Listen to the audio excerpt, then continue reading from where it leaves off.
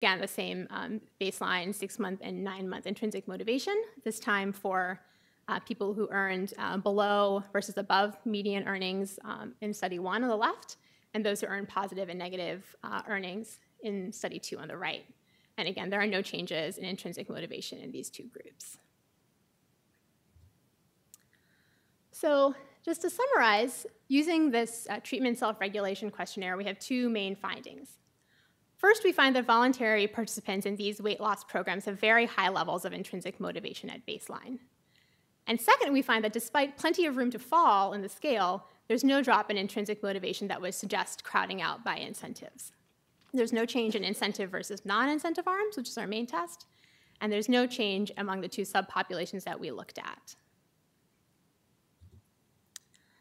So, of course, what we think we've shown is that there's no evidence for crowding out in this setting, but what we haven't done is to lend any other insight into why we see that these effects of incentives diminish over time, and that's, of course, one of the many remaining questions when it comes to looking at long-run effects of financial incentives, and in particular, how these incentives interact with motivation.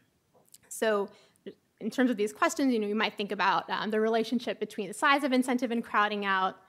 In general, why do incentives work in some cases and not in others? Are the effects of incentives different for good habits, such as going to the gym, versus stopping bad habits, such as smoking? And of course, arguably what we want to be doing in the health incentive setting is to create incentives that can be designed to promote crowding in or habit formation. And so that's lots of room for future research. So, thank you very much.